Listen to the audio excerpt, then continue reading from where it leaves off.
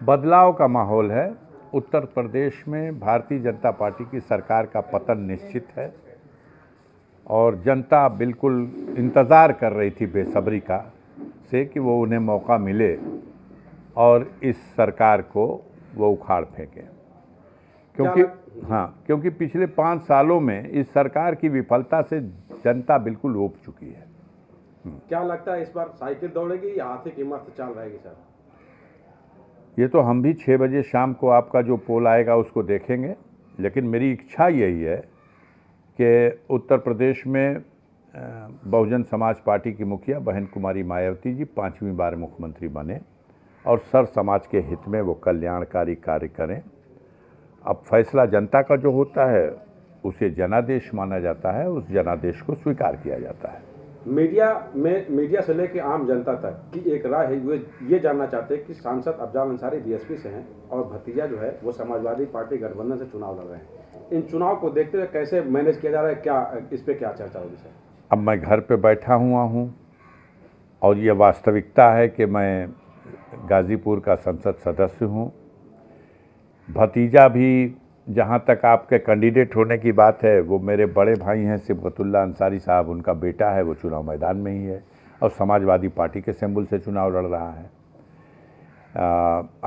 हमारा दूसरा भाई जो मुख्तार अंसारी इन दिनों बांदा कारागार में है, उसका बेटा अब्बास अंसारी मऊ से चुनाव लड़ रहा है।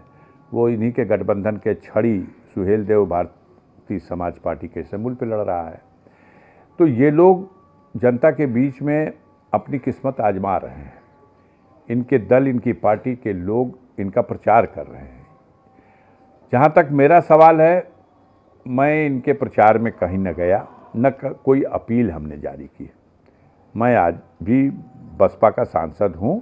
हम भाजपा का आकलन ठीक से किया, क्योंकि सरकार में वो थे तो जनता के सवाल अपनी सरकार से क्या है, उस पार्टी से क्या है, अपेक्षाएं क्या हैं, उसको अध्ययन किया और सरकार के तरफ से जो जवाब आए इसको देखा।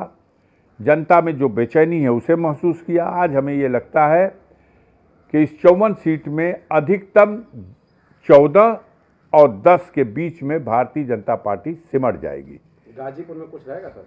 खाता नहीं खुलेगा गाजीपुर में, न आजमगढ़ में, न मऊ में, और हो सकता है चंदौली में भी खाता न खुले। इस तरह की लड़ाई हो गई है। बाकी सीटों पर एक एक जिले में एक सीट मिल जाए तो चमत्कार होगा और मोदी जी अपने क्षेत्र में आधी सीटें भी बचा लें तो बड़ी उपलब्धि होगी। साइकिल दौड़ेगी कि हाथी चलेगी?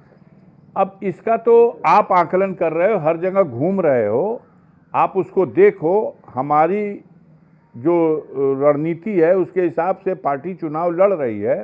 रिजल्ट 10 को आ जाएगा।